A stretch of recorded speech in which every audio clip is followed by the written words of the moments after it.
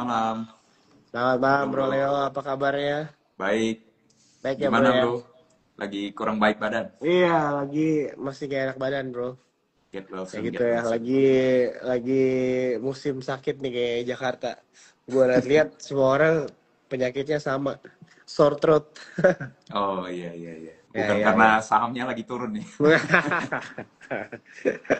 Aman Bro, aman. Oke. Yes yes. Jadi first of all gue mau saya thank you dulu ya Bro ya. Thank you Buat juga udah di invite. buat waktunya malam hari ini. Gue tahu lo pasti sibuk juga gitu ya dan eh eh, apa suatu hal yang beneficial lah ya buat teman-teman bisa ngobrol langsung sama Bro Leo dari sisi perspektif yang berbeda daripada trader biasanya begitu. Nah, mungkin pertanyaan gue yang pertama Bro, kira-kira tanggapannya melihat market sekarang gimana Bro? Eh, Masih sama ya dengan terakhir kita apa namanya T-Talks. Sebenarnya IHSG sebenarnya di level 5.500-an. Kalau kita exclude sahamnya Pak PP, eh, banyak semua big banks berjatuhan, eh, banyak perusahaan-perusahaan yang fundamentally healthy, still growing juga belum di value oleh market. Eh, Mostly masih digerakkan oleh saham-saham konglomerasi. Hmm. Salah satu yang paling signifikan ya sahamnya Pak Prayogo Pangstu ya. Mungkin banyak yang memproyeksi kalau sahamnya Pak PP udah masuk indeks MSCI, mau di upgrade lagi levelnya kan, MSCI kan ada levelnya, Ya. kemudian yang belum mungkin sedang diperjuangkan untuk eh, masuk ke MSCI.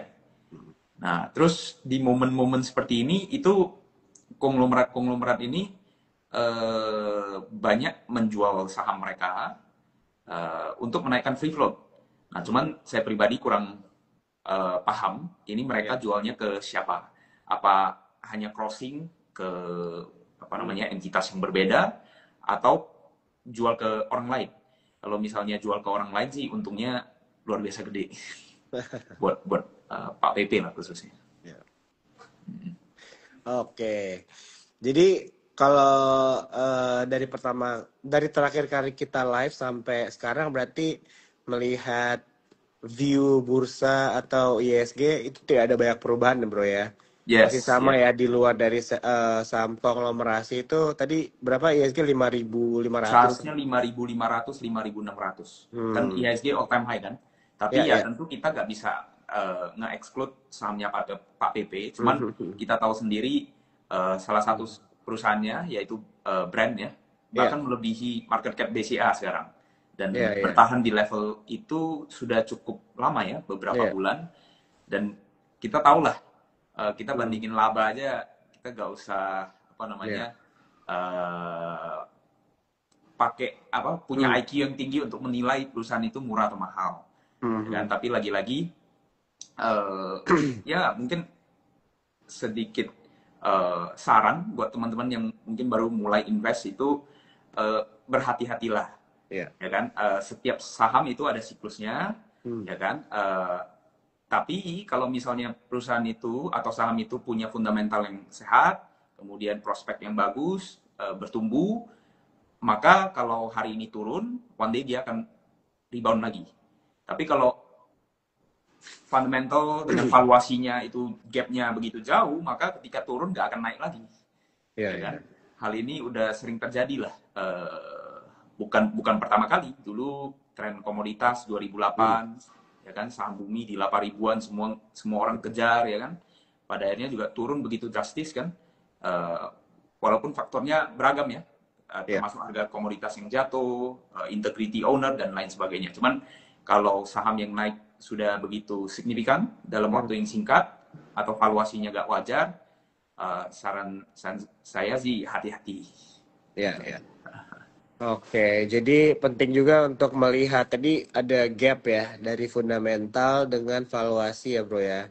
Kalau Yes, udah terlalu jauh dia jatuh itu akan biasanya susah baliknya gitu ya. Melihat dari betul. history ya teman-teman ya. Kan kita kalau di dunia pasar modal ini berkacanya itu memproyeksikan masa depan itu biasanya melihat dari masa lalu ya. Yes. Begitu kan. Jadi teman-teman di sini kita juga harus menjadi pelaku pasar modal yang pintar ya teman-teman ya. Oke. Nah, gue jadi penasaran nih, Bro. Biasanya kan gue ngobrol sama trader gitu ya. Iya. Nah, gue jadi pengen nanya-nanya nih, menurut Bro Leo, tanggapan lo gimana sekarang buat mungkin sih ada teman-teman yang memang sudah pegang posisi di saham banking nih, Bro. Hmm. Dan banyak yang nyangkut gitu ya. Gitu kan. Lo ada advice mungkin atau ada insight kah kira-kira yang bisa lo share buat teman-teman malam hari ini? Untuk apa nih? Saham apa? Saham banking.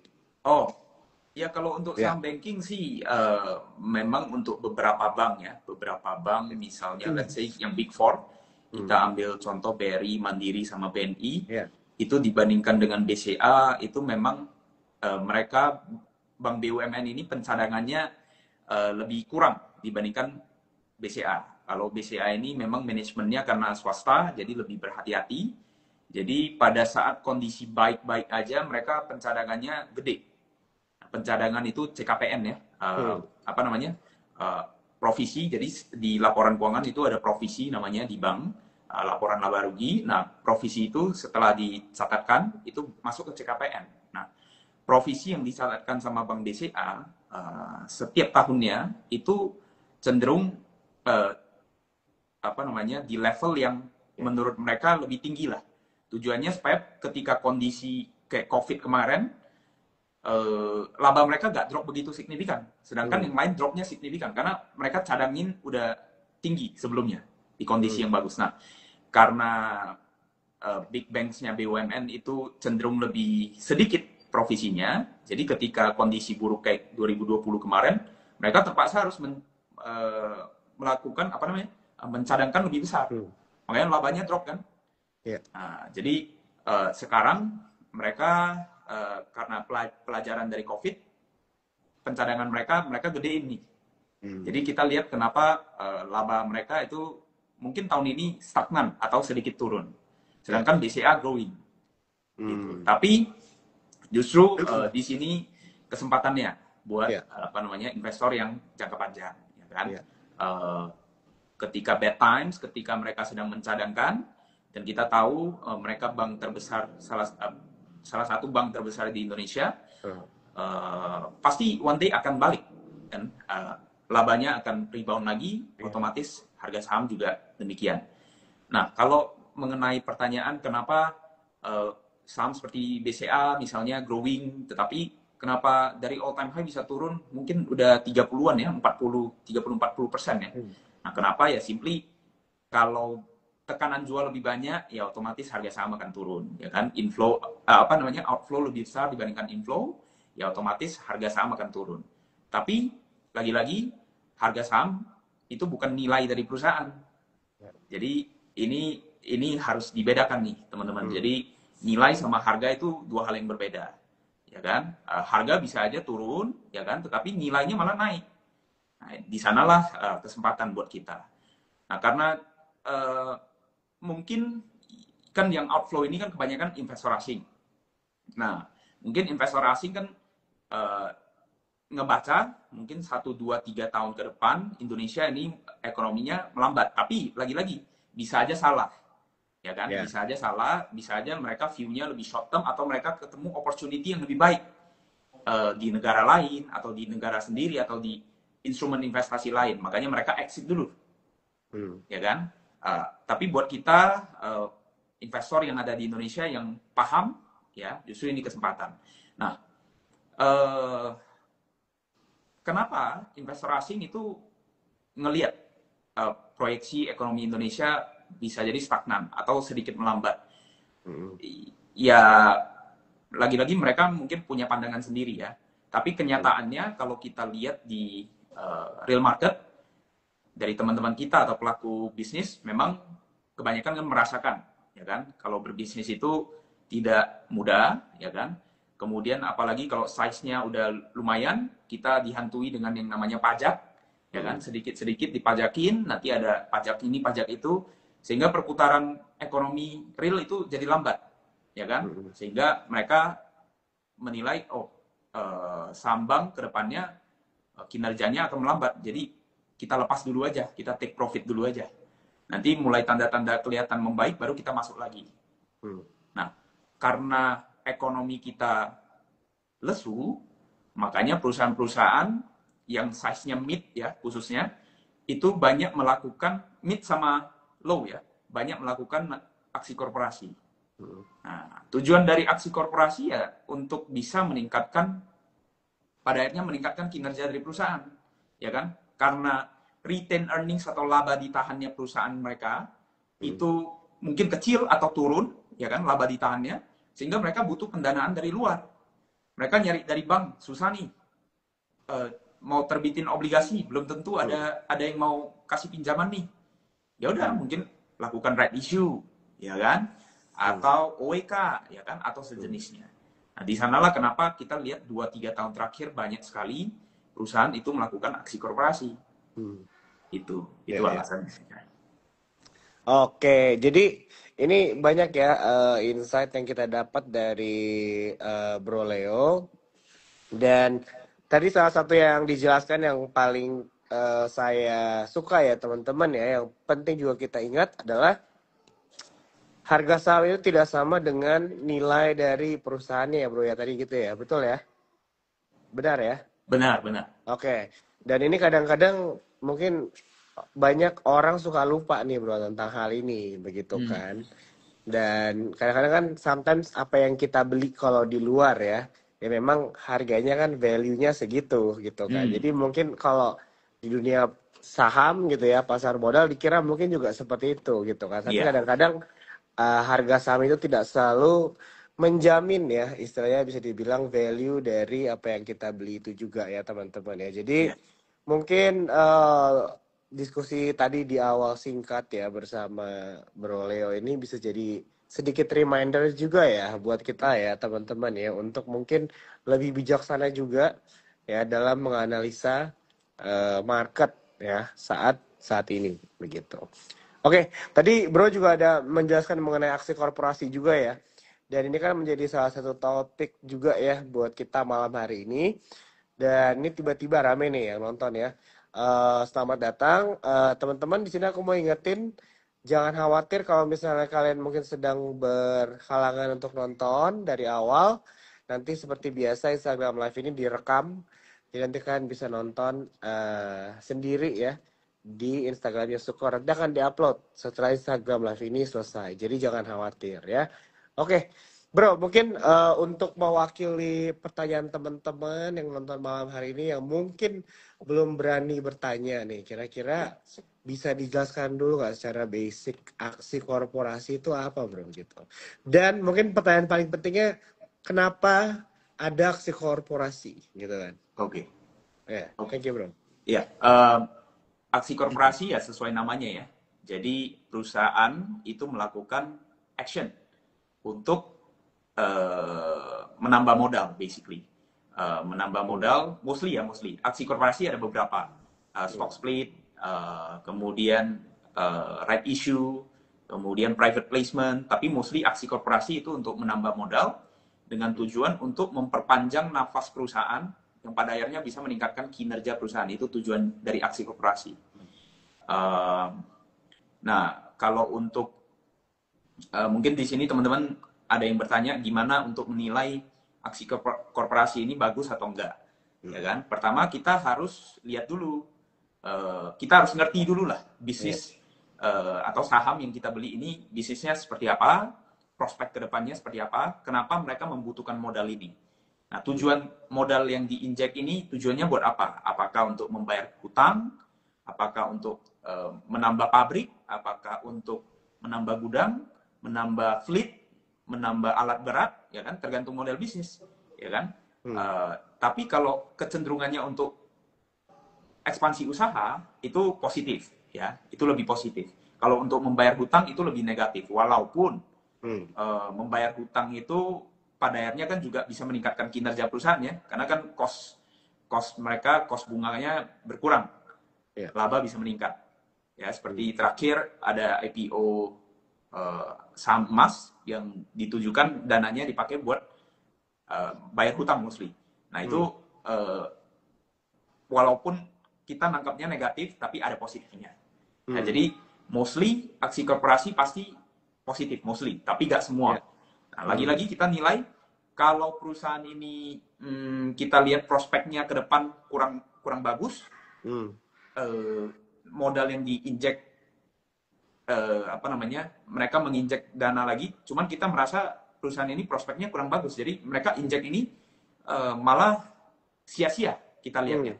Contoh, kalau menurut penilaian saya pribadi, misalnya Krakatau Steel yang minta injeksi dana kalau nggak salah dari Danantara ya, sebagai pemegang sahamnya, kalau nggak salah 78 triliun.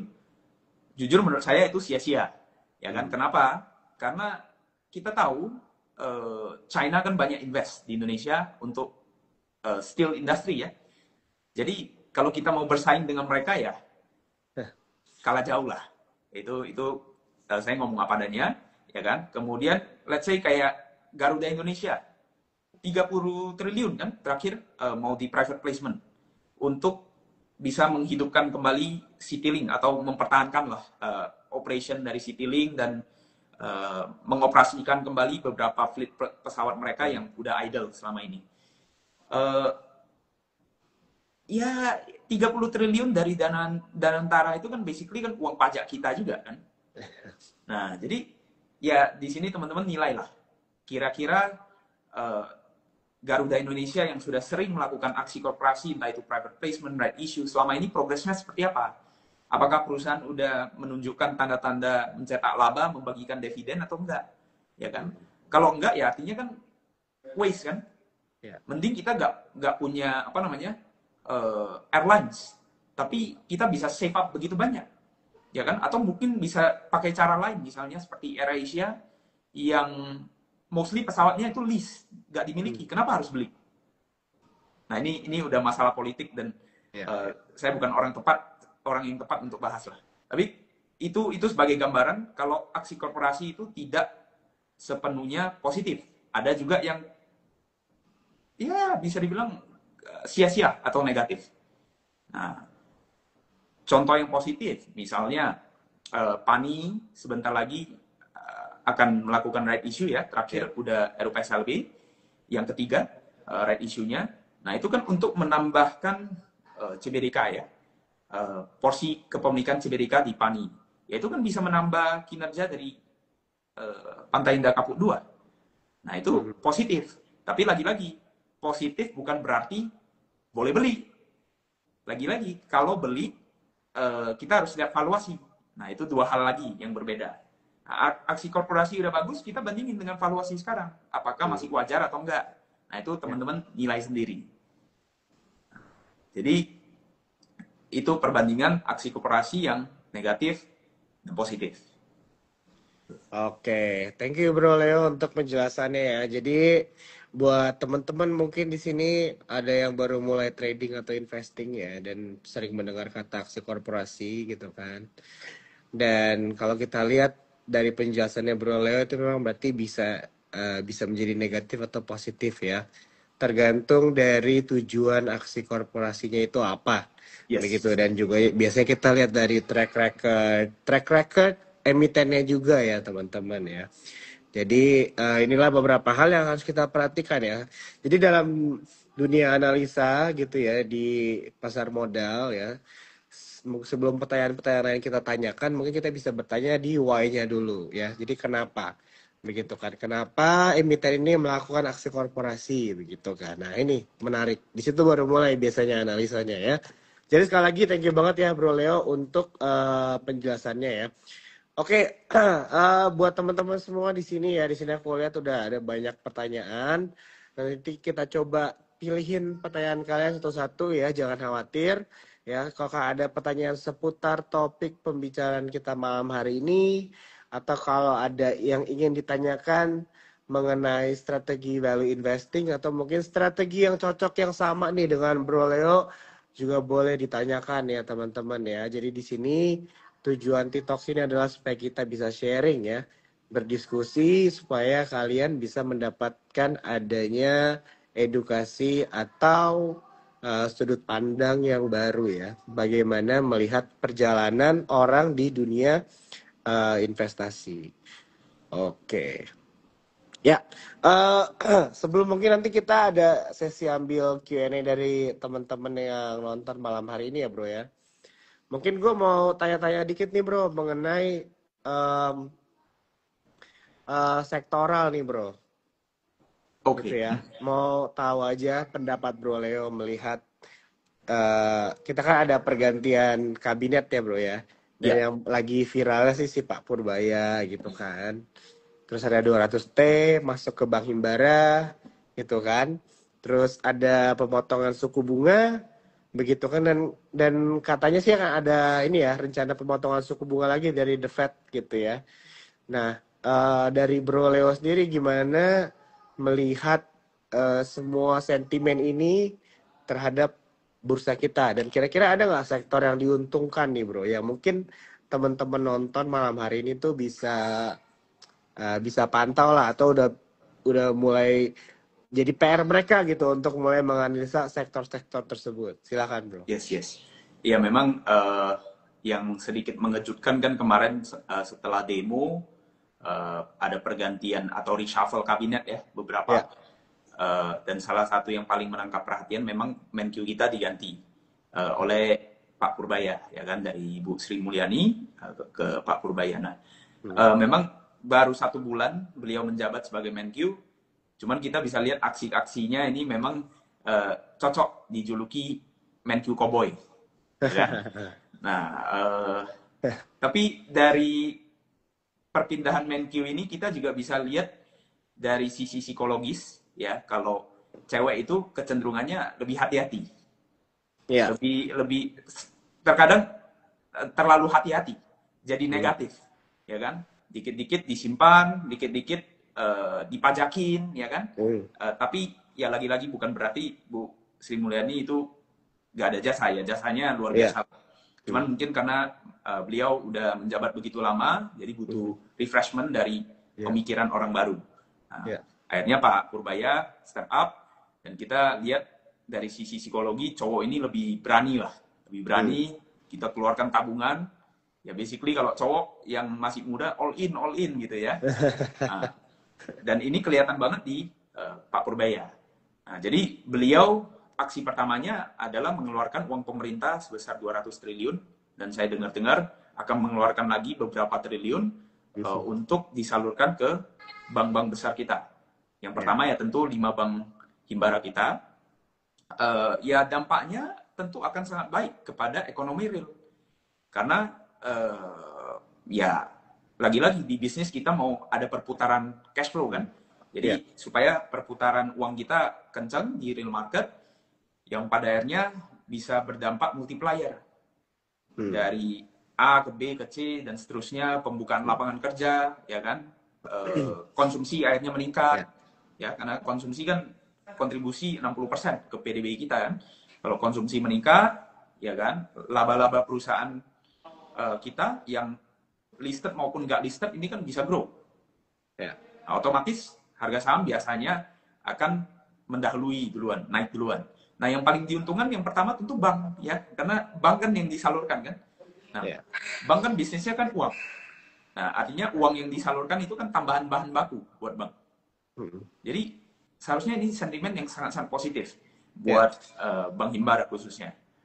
Jadi untuk sektor yang paling diuntungkan bank dulu, nanti mungkin pada akhirnya itu yang mungkin consumer ya, karena kita juga lihat data terakhir dari BI ya, kalau nggak salah uang kartal itu meningkat lumayan signifikan, 18 atau 19% year on year di September. Itu kan artinya akan ada tambahan uang belanja lah buat masyarakat di bawah, entah itu konsumsi makanan, minuman, atau rokok mungkin ya. Belum lagi ada MBG, ya, salah satu program prioritasnya Pak Prabowo, di mana itu kan bisa membantu meringankan beban masyarakat yang ada di bawah, mereka nggak perlu spend tambahan uang untuk makan siang sekali, ya kan, atau malam atau makan siang lah ya, sehingga mereka ada uang saku tambahan. Nah, jadi dampaknya tentu sangat positif buat ekonomi kita as a whole. Dan yang paling pertama terdampak positif itu udah pasti banking. Ya. Oke, siap. Thank you bro ya untuk insight-nya. Jadi mungkin teman-teman di sini udah lihat banyak di media atau di berita juga ya. Tapi di sini mungkin belum yang mendengar bisa mendapatkan insight bahwa ini juga menjadi salah satu hal yang kita harapkan ya, karena sebenarnya ini masih bisa dibilang spekulasi juga ya, karena kita masih menanti serapan 200T ini seperti apa nantinya, begitu ya teman-teman ya. Tapi tentunya harapannya ini bisa membangun perekonomian kita, dan tentunya bisa membuat sektor-sektor tadi yang sudah disebut oleh Bro Leo itu memang menarik begitu ya. Yes. Oke, siap.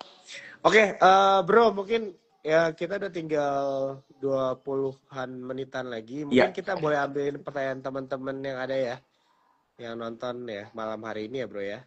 Yes. Oke, sip.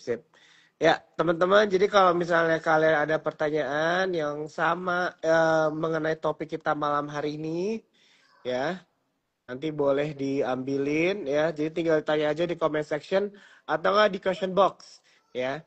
Dan kalau misalnya kalian mungkin sekarang mau bertanya, tapi berhalangan, jangan khawatir. Nanti Instagram Live ini seperti biasa akan direkam di Instagram Sekor Sekuritas, jadi nanti kalian bisa nonton dari awal ya teman-teman ya. Oke bro, ini ada pertanyaan sektor properti bro, gimana tanggapannya bro?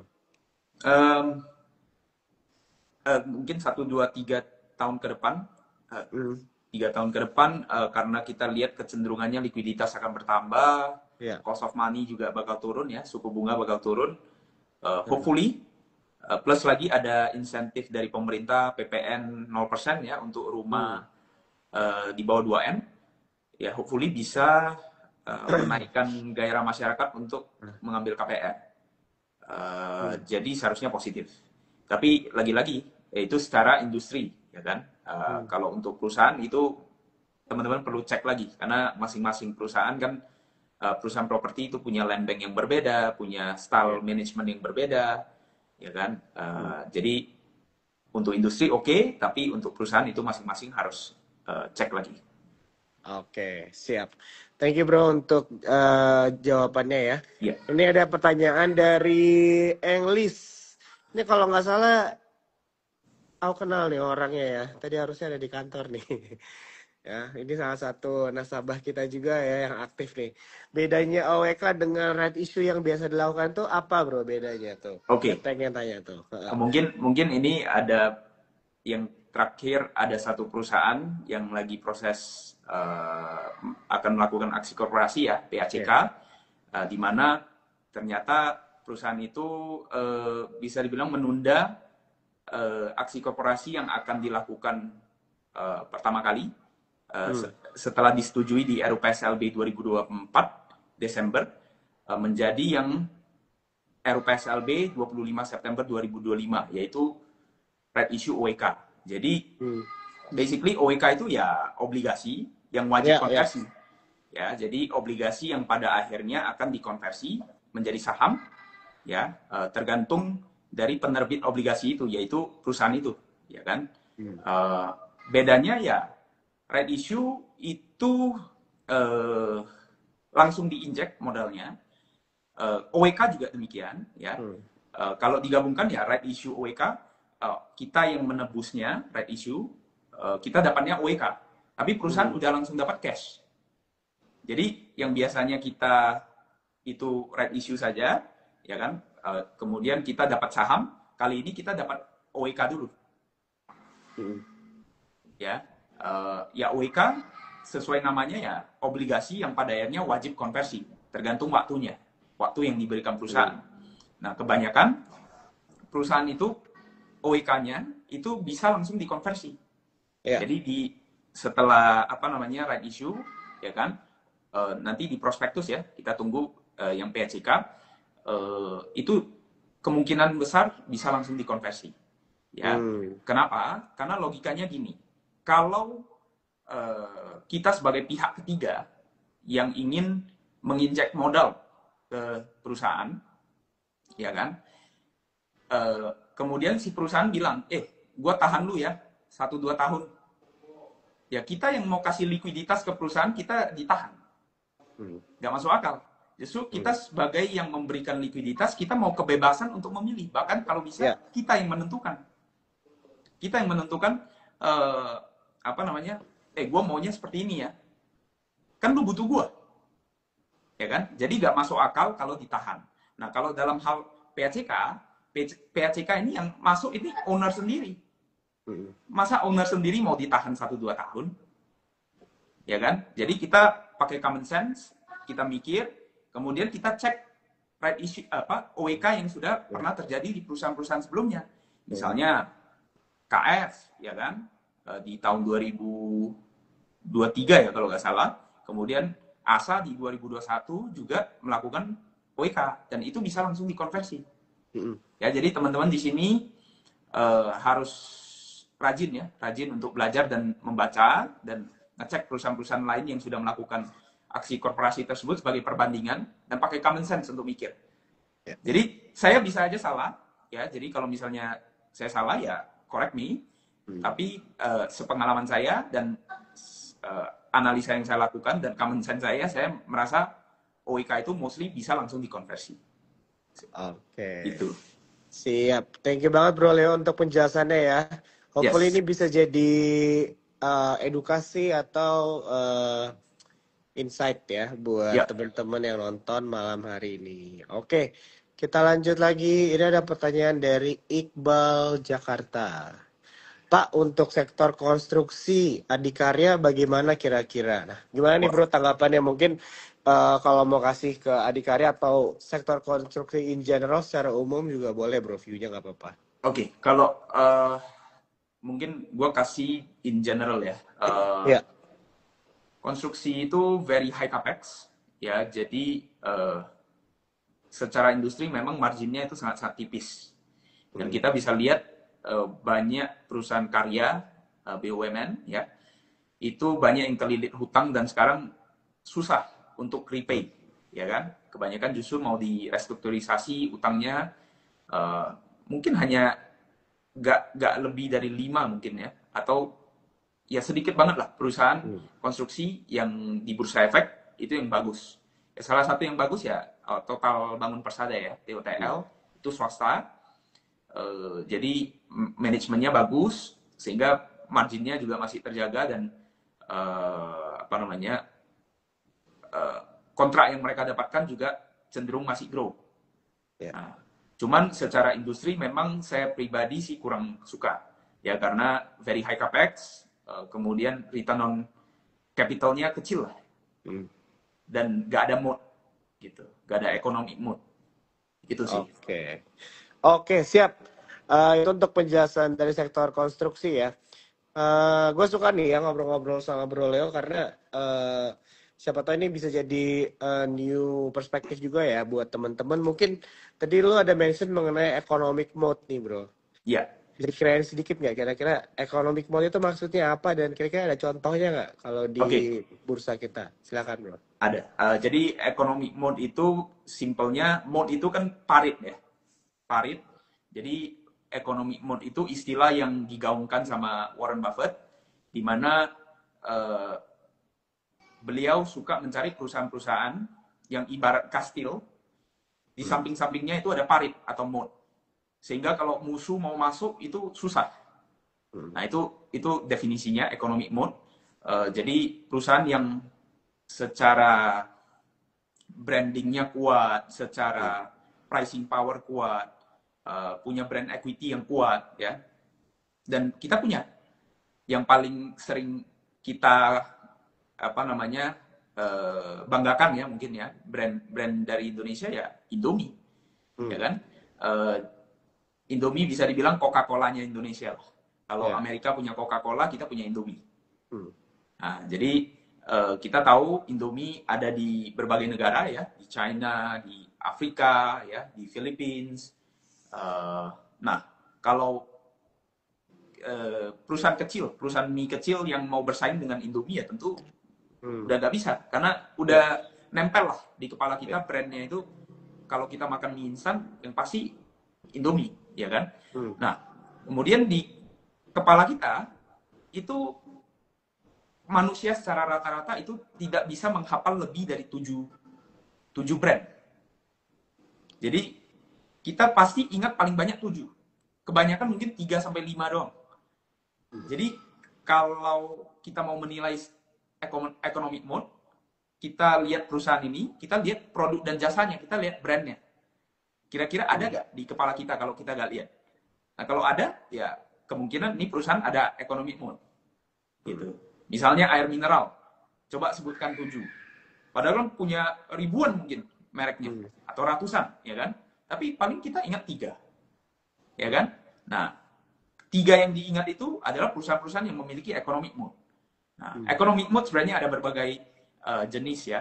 Salah satunya ya tadi brand tadi. Itu sih. Oke.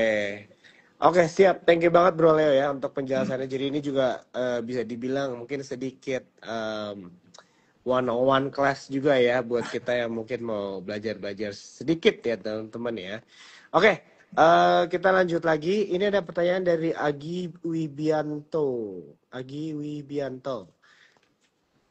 Pak, sektor teknologi gimana ya? Wi-Fi search. Ini boleh bro.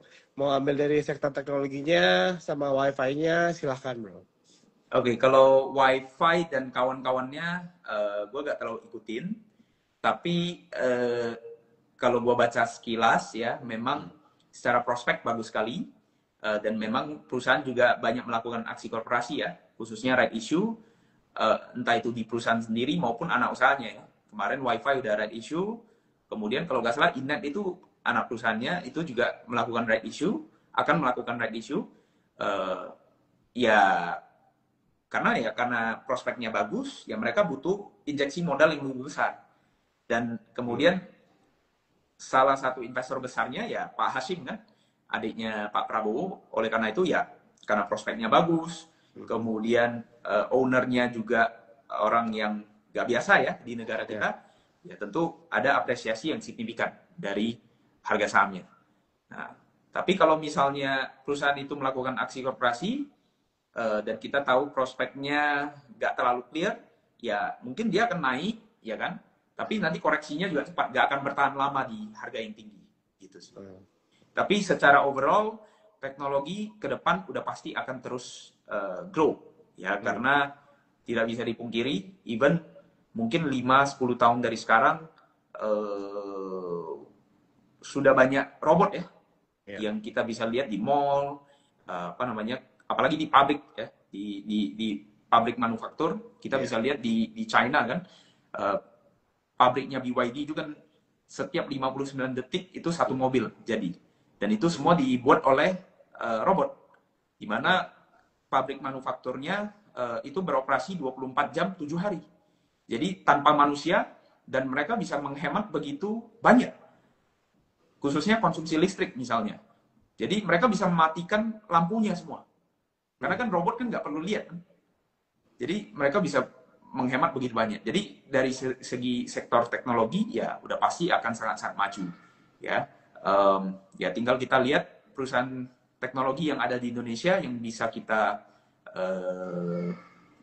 invest dan masih under value, ya kita boleh invest ke perusahaan itu. Oke, siap. Thank you banget bro untuk penjelasannya ya. Jadi udah dijawab Agi Wibianto ya. Tadi sebenarnya Wi-Fi-nya juga dikasih ya pendapatnya dari Bro Leo dan juga melihat sektor teknologi ya. Oke, kita lanjut lagi. Ini ada Mariana Veronica ya. Ini mulai pinter-pinter nih orang nih ya. Jadi supaya kepilih nih. Kalau ngeliat sektor batubara gimana nih bro? Sektor batubara ada tanggapannya? Kalau di Indonesia itu salah satu top 3 lah. Top 3 backbone dari ekonomi kita ya. Kan komoditas ya. Dan yang paling sering kita dengar ya batubara memang. Batubara 10, 20, 30 tahun lagi masih akan terus meningkat konsumsinya. Ya. Walaupun di China sendiri ya 50% lebih sekarang listrik mereka udah dari EBT, Ya. energi baru terbarukan, tetapi konsumsi coal mereka nggak turun, justru naik. Jadi mereka melakukannya berbarengan, dan kita tahu sebuah negara kalau mau makin maju ya butuh energi yang semakin besar. Karena itu Pak Prabowo kan sering gaungkan kan, kalau kita harus swasembada energi juga, ya kan? Nah, jadi semakin maju sebuah negara, atau kalau kita mau maju sebagai sebuah negara, maka ketersediaan energi kita harus luar biasa besar. Nah, salah satunya dari batu bara. Walaupun transisi energi sedang terjadi dari yang kotor menjadi green, tetapi kita tidak bisa purely menghilangkan yang kotor secara tiba-tiba. Butuh waktu yang sangat-sangat panjang. Jadi secara prospek batu bara ini masih sangat-sangat cerah. Ya, dan kalau kita lihat dari kacamata yang lebih positif ya, karena banyak investor asing itu mau invest di perusahaan yang ada label ESG-nya, ya karena itu kita bisa dapat perusahaan batubara under PE 5, ya kan? Under PE 5 artinya ya kita punya perusahaan tambang yang besar sekali, nggak sampai 5 tahun balik modal, ya kan? Dan kita bisa dapat kalau misalnya harga batubara lagi tinggi, misalnya di level 150 ke atas, ya mungkin dividen yang kita dapat 15-20%. Gitu. Nah, kalau misalnya investor asing itu masih ingin invest, ya kita nggak akan dapat dividen yield sebesar itu kan. Nah, jadi kalau untuk prospek untuk sektor batubara itu masih sangat cerah. Oke, siap. Ini ya untuk pertanyaan atau ingin mungkin mendapatkan insight ya mengenai sektor batubara sudah dijawab ya teman-teman ya. Oke bro, nah ini mungkin pertanyaannya dari gua ya. Sebelum mungkin kita ambil satu lagi atau dua pertanyaan lagi dari teman-teman. Gue pengen tahu nih, dari lu sendiri kan pasti ada banyak langkah atau cara yang lu lakukan untuk memilih satu saham gitu ya. Iya. Kira-kira bisa di-spill nggak bro? Atau di-share mungkin langkah 1 atau 2 atau langkah 1 sampai 3 lah yang perlu mungkin untuk para investor itu ngerti atau punya sebelum mereka melakukan pemilihan ke satu saham bro, kira-kira. Ada nggak tuh bro? Jadi gini, kalau untuk secara umum, ya, secara umum gue bisa kasih. Jadi gue kasih dulu secara umum. Yang pertama ya, teman-teman di sini harus rajin baca laporan keuangan, laporan tahunan, dan keterbukaan informasi di Bursa Efek. Di websitenya Bursa Efek. Jadi 3 itu nggak bisa kompromi. Itu harus setiap hari dilakukan. Ya kalau misalnya teman-teman bukan full time investor, ya paling nggak sehari sisihkan waktu 1 jam minimal untuk entah itu baca laporan keuangan, laporan tahunan, atau keterbukaan informasi selama 1 jam. Itu yang paling umum dan udah gak bisa dinego. Nah, tapi kalau gue pribadi itu kalau nemu sebuah ide itu jarang sekali dari baca satu persatu ya. Maksudnya dari simply baca aja, tapi dari keterbukaan informasi itu sering. Jadi misalnya, perusahaan akan melakukan aksi korporasi apa, itu kita bisa dapat info yang pertama dari keterbukaan informasi, ya kan? Atau misalnya gue lagi ngobrol sama teman-teman, tiba-tiba dikasih insight, bro coba lihat deh saham ini. Terus pas lihat, bagus juga, ya kan? Terus dipikir-pikir, murah juga nih valuasinya. Bisa juga, ya kan, dari tongkrongan. Kemudian mungkin dari kita, apa ya, lagi jalan-jalan ke luar negeri atau lagi vacation, kita bisa ngelihat nih orang lagi sering makan apa, sering pakai apa, sering ngomongin apa, sehingga kita bisa cek juga saham-saham yang menyediakan barang atau jasa tersebut, gitu. Jadi ada banyak cara ya. Kalau ide investasi dari gua pribadi itu jarang sekali purely dari diri gua. Jadi terkadang gue dengar dari misalnya lu bro, ya kan, lu ngomong saham apa, gue bisa cek, tiba-tiba gue merasa menarik ya, gue bisa invest. Gitu. Jadi nggak ada salahnya, dan itu sangat-sangat normal Oke. gitu. Even misalnya kita ambil contoh uh, Warren Buffett ketika beli sahamnya BYD itu dikasih tahu sama si Charlie Munger, ya kan? Charlie Munger dikasih tahu sama Lilu. Lilu itu dijuluki Warren Buffett-nya China. Jadi Lilu yang mengelola dananya Charlie Munger, ya kan? Kemudian Charlie Munger bilang, kita harus invest juga nih BYD, bagus sekali di tahun 2006 kalau nggak salah waktu itu ya. Jadi Buffett sendiri juga dapat ide investasi juga nggak selalu purely dari diri sendiri. Misalnya Apple, Apple itu juga banyak dikasih tahu sama analis-analisnya, dijelasin gitu. Padahal beliau sendiri nggak pakai kan gadget kan. Nah, jadi ide investasi itu nggak saklek ya, bisa datang dari mana saja. Oke, ini I think momen yang pas ya. Jadi di mana kita membahas mengenai pentingnya ada circle yang baik juga lah ya bro ya, yang Ya, bisa itu tujuannya komunitas lah. Iya, tujuannya komunitas begitu kan. Ya. Dan Bro Leo ini kan memang datang dari komunitas juga ya bro ya, namanya Kelas Saham gitu kan bro ya. Nah ini mungkin gue mau kasih waktu lu sedikit, kira-kira bisa dijelasin nggak bro? Kira-kira yang membedakan kelas saham dengan komunitas lain itu apa bro? Silakan. Oke, sebenarnya ada beberapa lah komunitas seperti kami gitu ya. Nggak hanya kami, tapi ya mungkin yang membedakan dari kita ya dari segi affordability ya. Ya. Jadi price range kita masih sangat murah menurut kami pribadi ya. Dimana kalau teman-teman subscribe itu teman-teman bisa enjoy ratusan video, dimana kami share framework yang benar itu gimana kalau kita menganalisa sebuah company. Dari company profile sampai business process sampai apa namanya industri, baru valuation, gimana kita value company itu, dan kemudian kita juga bisa sharing-sharing juga di komunitas itu. Ada pertanyaan apa kita bisa share, ada ide saham apa bisa share, kita saling bertukar pikiran lah. Itu sih. Tapi yang pasti kita bukan komunitas yang trading harian. Jadi kita komunitas investing lah. Oke.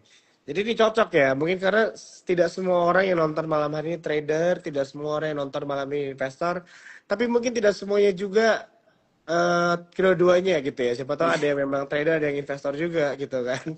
Jadi teman-teman mungkin boleh dicek ya kalau misalnya ini masuk ke kriteria kalian, cocok, ingin belajar bedah laporan keuangan dan sebagainya. Kadang-kadang kita kalau mau belajar sendiri bro, maksudnya buka laporan keuangan tahunan lah gitu dulu bilang kan, itu kalau orang awam baru ngeliat tuh udah kayak aduh udah nggak bisa gitu kan. Jadi kalau ada kalian gitu kan dengan video-video dan arahan kalian pasti dibuatnya lebih gampang dimengerti kan. Betul, kita simplified. Ya. Nah itu dia yang penting ya. Jadi teman-teman mungkin bisa cek ya Instagramnya, ini ada yang live sama kita bareng malam hari ini.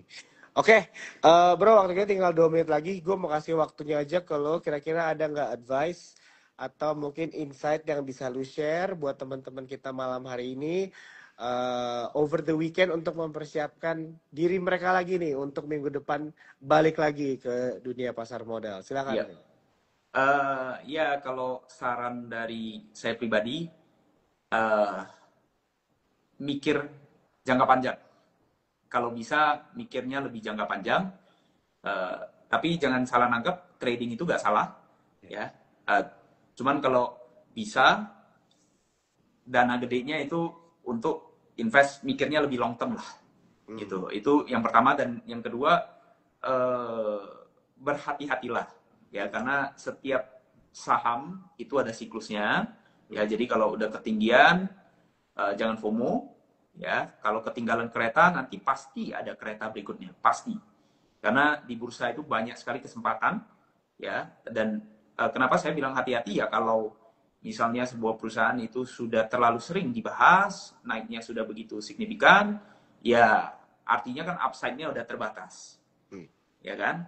Nah, kalau upside-nya sudah terbatas, ya kita cari yang upside-nya masih banyak nih, ya kan? Yang downside-nya udah minim. Nah, sehingga resiko kita lebih kecil. Nah, yang ketiga ya perhatikan resiko terlebih dahulu, ya. Kalau kita jaga resikonya, keuntungan itu efek samping. Keuntungan akan datang sendiri. Ya, contoh misalnya kita lihat saham BRI misalnya, kasih yield 8-9%, ya kan, sudah di atas bunga obligasi, ya kalau kita happy with that, ya, kita akan dapat 8-9% every year, ya, itu belum dari capital gain. Ya. Nah, itu salah satu cara kita memperhatikan risk, ya. Jadi 3 itu. Yang pertama, mikir jangka panjang. Yang kedua, berhati-hati karena setiap saham ada siklusnya. Yang ketiga, selalu fokus di risk dulu, baru di profit. Gitu. Oke, siap. Thank you banget Bro Leo ya untuk pemaparannya malam hari ini, diskusinya. Thank you banget. Kita pas banget nih Bro ya, udah lewat semenit bahkan gak kerasa kalau ngobrol-ngobrol sama lo. Yes, gue juga thank you bro, udah Siap. sering diundang. Pastinya. Oke, buat teman-teman sekali lagi aku mau ingetin Instagram Live ini direkam, jadi nanti kalian bisa nonton setelah Instagram Live ini selesai. Oke, mungkin itu aja dari gue Bro. Thank you banget ya Bro Leo sekali lagi. Yes, thank you Happy bro. weekend ya Bro Get well ya. soon. Buat teman-teman semuanya happy weekend. Bye-bye.